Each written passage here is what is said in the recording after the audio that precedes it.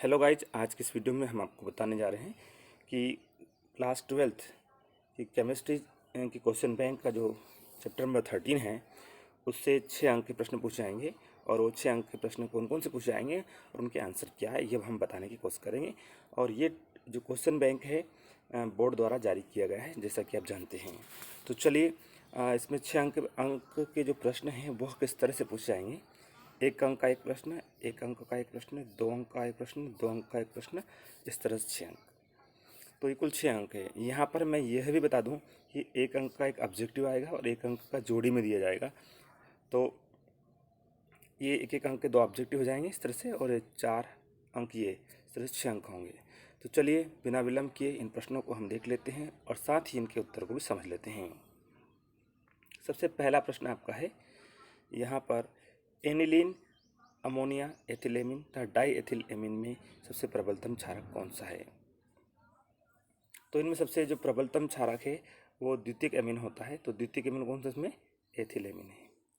द्वितीयक एमिन कौन सा होता है, देखिए भाई, ये अमोनिया है और इसमें से एक H हटा दिया तो ये RnH2 हो जाता है। इसमें से एक H और हटा दिया तो ये R2, यानी 2 R लगा दिए हमने, ऐसे भी लिख सकते हैं NH। और एक H और हटा दिया तो ये ट्रिपल R, यहाँ पर N और ये R और ये R। तो जो द्वितीयक एमिन होता है ना, वो सबसे प्रबल होता है। तो हम यहाँ पर क्या लेते हैं, द्वितीयक एमिन में हमारे पास कौन सा है, डाई एथिल एमिन हमारा राइट आंसर होगा। क्योंकि डाई एथिल एमिन में एक स्ट्रक्चर इस तरह से होती है, NH और ये डाई एथिल C2H5 और एक C2H5 ये। तो द्वितीयक एमिन जो होता है वो सभी एमिनों में प्रबल होता है। द्वितीयक एमिन के रूप में हमारे पास यहाँ डाइएथिल एमिन था, इसलिए इसका राइट आंसर द वाला हुआ। इसके बाद चलते हैं नेक्स्ट क्वेश्चन पर।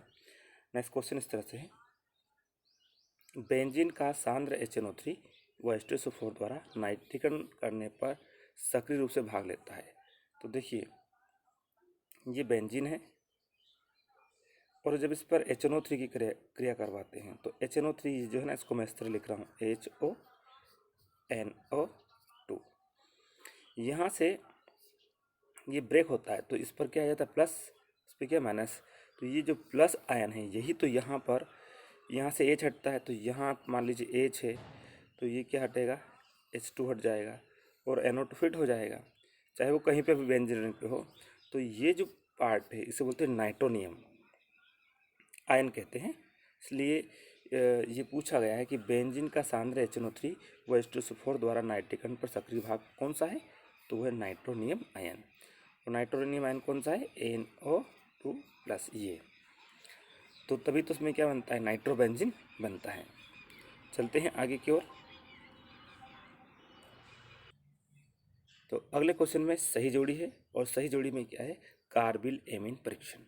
तो देखिए, कार्बिल एमीन परीक्षण जो होता है वो कौन देते हैं, प्राथमिक एमीन देते हैं। इसलिए इसका राइट आंसर कौन सा होगा, प्राथमिक एमीन। उसके बाद में हाफमेन ब्रोमाइड एमाइड, ध्यान रखना, हाफमेन ब्रोमाइड में एमाइड आ रहा है, इसलिए ये एमाइड ये परीक्षण देते हैं। उसका अमोनी अपघटन, अमोनी अपघटन एल्किल हैलाइडो की अमोनिया से क्रिया और युग्मन अभिक्रिया में एजोरंजक बनते हैं। इसलिए इस तरह से ये आप इसकी सही जोड़ी देख रहे हैं। इसमें से एक सही जोड़ी वाला पूछा जा सकता है क्योंकि आपके ब्लूप्रिंट में एक सही जोड़ी का प्रश्न दिया गया है। उसके बाद चलते हैं, नेक्स्ट है आपके पास में सही जोड़ी वाला क्वेश्चन है। यहाँ पर लिखा है सेंडमेयर अभिक्रिया।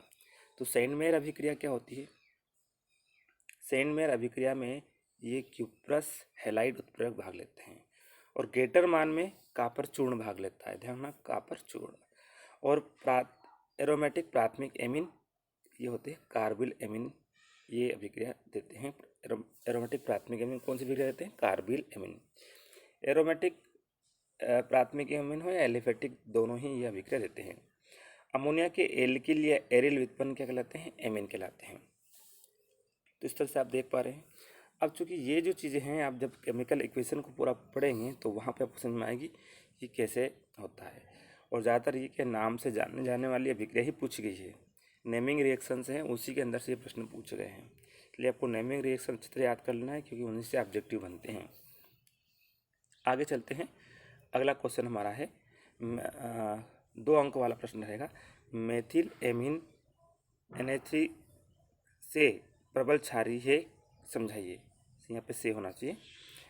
मेथिल एमीन NH3 से अमोनिया से प्रबल क्षारीय है, समझाइए। तो देखिए, आप अच्छी तरह जानते हैं कि NH3 जो है उस पर एक लोन पेयर होता है, एक इलेक्ट्रॉन जोड़ा होता है, और ये किसी अन्य को इलेक्ट्रॉन जोड़ा दे सकता है। और लुईस के अनुसार जो पदार्थ इलेक्ट्रॉन युग्म दे सकता है वो क्षार होता है। तो अमोनिया क्षार है, लेकिन मेथिलेमिन उससे भी प्रबल क्षार क्यों है? तो मैं इसकी वजह आपको ये बताता हूँ कि आप जैसा कि जानते हैं NH3 जो है उसमें से एक हट गया और उसके स्थान पे क्या आ गया? R। अब ये R क्या करता है? ये धनात्मक प्रणिक प्रभाव दर्शाता है, इसे बोलते हैं प्लस I। और धनात्मक प्रणिक प्रभाव में क्या होता है? इलेक्ट्रॉन किसकी ओर जाते हैं? नाइट्रोजन की ओर शिफ्ट होते हैं। तो चूंकि नाइट्रोजन के पास एक इलेक्ट्रॉन जोड़ा पहले से है और ये इलेक्ट्रॉन जोड़ा जैसे और जाता है तो नाइट्रोजन पर इलेक्ट्रॉन देने की क्षमता और बढ़ जाती है। अब नाइट्रोजन के द्वारा इलेक्ट्रॉन देने की क्षमता और बढ़ जाती है, तो इलेक्ट्रॉन डोनेट करने की क्षमता है उसे हम क्या कहते हैं? क्षारीय गुण कहते हैं। तो चूंकि अमोनिया में तो इलेक्ट्रॉन जोड़ा दान करने की क्षमता है, इसलिए क्षार है ही है, लेकिन RNH2 यानी जो है एल्किलेमिन या मेथिलेमिन जो भी है उसमें ये R ग्रुप होता है। ये नाइट्रोजन पर इलेक्ट्रॉन की डेंसिटी को, इन घनत्व को और बढ़ा देता है, इसलिए मेथिलेमिन अमोनिया से प्रबल क्षारीय होता है। चाहे तो आप इसको पुस्तक से भी कंसल्ट कर सकते हैं। चलिए, वैसे मैंने आपको क्लियर कर दिया है। अब चलते हैं। एरोमेटिक एमीन एलिफेटिक एमीन से प्रबल क्षारीय होते हैं, समझाइए। एरोमेटिक एमीन एलिफेटिक एमीन से प्रबल क्षारीय होते हैं, समझाइए। यहाँ पर भी आपको वही कॉन्सेप्ट ध्यान रखना है। क्या कॉन्सेप्ट है बेसिक, जरा ध्यान समझिए। एरोमेटिक एमीन में, एरोमेटिक में रिंग वाले ये एरोमेटिक एमीन हो गया, और एलिफेटिक एमीन में क्या हो गया भाई? RNH2। इसमें इलेक्ट्रॉन जोड़ा है, यहाँ पर इसमें भी इलेक्ट्रॉन जोड़ा है, पर इसके इलेक्ट्रॉन जोड़े, ये इलेक्ट्रॉन जो है, ये इलेक्ट्रॉन है, ये बेंजीन रिंग के साथ क्या हो जाते हैं? संयुग्मित हो जाते हैं। इसलिए ये मतलब कुल मिलाकर हम कह सकते हैं बेंजीन रिंग जो है ये नाइट्रोजन के इलेक्ट्रॉन युग्म को अपनी ओर खींच लेती है। जब खींच लेती है तो नाइट्रोजन पर वो इलेक्ट्रॉन अवेलेबल नहीं होते हैं, तो नाइट्रोजन इलेक्ट्रॉन देने की क्षमता इसकी कम हो जाती है, और कम हो जाती है इसलिए इसका क्षार की स्वभाव क्या हो जाता है? कम हो जाता है। क्षार की जो प्रकृति है वो क्या होती है? कम हो जाती है। लेकिन यहाँ पर क्या होता है?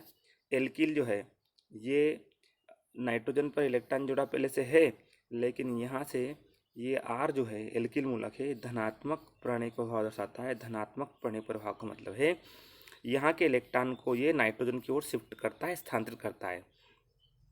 तो नाइट्रोजन पर इलेक्ट्रॉन डेंसिटी बढ़ जाती है, इसलिए जो एलिफेटिक एमीन है उनका क्षारीय स्वभाव क्या होता है? अधिक होता है। कुल मिलाकर आपको ध्यान रखना है, जब भी नाइट्रोजन पर इलेक्ट्रॉन घनत्व बढ़ता है तो क्षार की स्वभाव बढ़ता है, और जब भी नाइट्रोजन पर इलेक्ट्रॉन घनत्व कम होता है तो क्षार की स्वभाव कम होता है। तो इस तरह से आप देख पा रहे हैं कि बेंजीन अमोनिया इस NH2 पर जो नाइट्रोजन है उसके इलेक्ट्रॉन को अपनी ओर खींचती है, इसलिए यहाँ पर इलेक्ट्रॉन घनत्व कम होता है, और कम होने के कारण क्षार की स्वभाव कम होता है। और यहाँ एल्किल मूलक क्या करता है? इलेक्ट्रॉन प्रतिकर्षित कर नाइट्रोजन की ओर स्थानांतरित करता है, जिससे नाइट्रोजन पर इलेक्ट्रॉन घनत्व बढ़ जाता है, उसका क्षार की स्वभाव बढ़ जाता है। जो मैंने एक्सप्लेन किया है इसके आधार पे आप इसके आंसर को लिख सकते हैं। चलिए, नेक्स्ट क्वेश्चन है बेंजीन एनिलीन में परिवर्तन का रासायनिक समीकरण लिखिए। बेंजीन से एनिलीन में, है ना, तो बेंजीन का फार्मूला क्या होता है? C6H6। उसको एनिलीन में परिवर्तित करना है, इसमें C6H5NH2 में परिवर्तित करना है, तो इसका रासायनिक समीकरण हमें लिखना है। तो आइए दिखा देते हैं इसका रासायनिक समीकरण आपको। तो जैसा कि आप यहाँ पर देख पा रहे हैं कि यहाँ पर ये बेंजीन है, और बेंजीन पर सांद्र H2SO4 की उपस्थिति में जब नाइट्रिक अम्ल से क्रिया होती है, सॉरी सांद्र नहीं, यहाँ पर नाइट्रिक अम्ल, हाँ, सांद्र नाइट्रिक अम्ल की उपस्थिति में नाइट्रिक अम्ल से क्रिया होती है तो ये नाइट्रोबेंजीन बनता है। कुल मिलाकर यहाँ का HNO3 का H HONO2 लिख दूँ मैं HNO3 को। ये HO और बेंजीन रिंग पर यहाँ पर जो H है वो H दोनों मिलकर H2O निकल जाता है और NO2 यहाँ पर शिफ्ट हो जाता है। तो पहले बेंजीन से क्या बनता है, नाइट्रोबेंजीन बनता है। और नाइट्रोबेंजीन का SN आप लिख HCl की उपस्थिति में अपचयन करते हैं। तो यहाँ अपचयन करने पर क्या बनता है, अपचयन करने पर ऑक्सीजन रिप्लेस हो जाता है हाइड्रोजन से, तो क्या बन जाता है, एनिलीन बनता है। तो इस तरह से आप देख पा रहे हैं कि बेंजीन से एनिलीन कैसे बनता है। फिर एक बार पुनः मैं समझा दूं, डायरेक्ट बेंजीन से एनिलीन नहीं बनता है। हम यहाँ क्या करेंगे, पहले बेंजीन को किस में कन्वर्ट करेंगे, नाइट्रोबेंजीन में। किसके द्वारा, नाइट्रिक अम्ल और H2SO4 की उपस्थिति में क्या करवा के फिर नाइट्रोबेंजीन का अपचयन करेंगे SN आप लिखे HCl की उपस्थिति में, तो एनिलीन बनता है। तो इस तरह से बेंजीन से एनिलीन प्राप्त हो जाता है। चलिए नेक्स्ट क्वेश्चन हमारा क्या है उसे देख लेते हैं। नेक्स्ट क्वेश्चन इस तरह से है, कार्बिल एमीन अभिक्रिया का रासायनिक समीकरण दीजिए। कार्बिल एमीन अभिक्रिया के रासायनिक समीकरण को आपको बता देते हैं। तो यहाँ पे आप देख पा रहे हैं कार्बिल एमीन अभिक्रिया इस तरह से है। क्या लिखा गया है, जब प्राथमिक एलिफेटिक एमीन को क्लोरोफॉर्म और अल्कोहल कास्टिक पोटास के साथ गर्म किया जाता है, तब एल्किल आइसोसाइनेट बनने के कारण एक तीक्ष्ण दुर्गंध उत्पन्न होती है। यह क्रिया कार्बिल अभिक्रिया कहलाती है। यहाँ पर इसमें एक त्रुटि है। त्रुटि ये है कि इसने लिखा है एलिफेटिक एमीन। एलिफेटिक भी हो सकता है, एरोमेटिक भी हो सकता है, जरूरी नहीं कि एलिफेटिक ही हो। तो हमें तो ये लिखना है कि जब ये देखिए, ये वाली बात लिखी है यहाँ पर, ये एमीन है, ये एलिफेटिक भी हो सकता है, एरोमेटिक भी हो सकता है। तो जब इस एलिफेटिक एमीन की ये जो बात लिखी गई ना ऊपर वाली, ये इस इक्वेशन के थ्रू भी लिखी जा सकती है। अब इक्वेशन के थ्रू लिखने के लिए इक्वेशन को बेहतर तरीके से समझना पड़ेगा। ये क्या है, एमीन है, मैं यहाँ पे बता रहा हूँ, ये एलिफेटिक भी हो सकता है, एरोमेटिक भी हो सकता है। और ये क्या है, क्लोरोफॉर्म है। और ये कैसा है, एल्कोहलिक कास्टिक पोटास है, एल्कोहलिक कास्टिक पोटास। और ये क्या बनता है, एल्किल आइसोसाइनाइड बनता है। यह एल्किल या एरिल आइसोसाइनाइड कुछ बन सकता है, एल्किल या एरिल, कुल मिलाकर आइसोसाइनाइड बनता है। तो हम इस बात को कैसे लिखेंगे, हम यहाँ पर इसको लिखेंगे, जब किसी एमीन की, जिसमें एलिफेटिक या एरोमेटिक दोनों हो सकता है, जब किसी एमीन की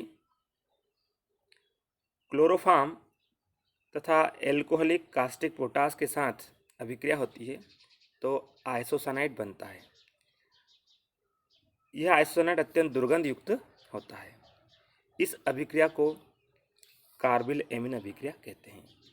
कुल मिलाकर जो भी थ्योरी आपको लिखना है वो इस इक्वेशन के बेसिस पर लिखना है।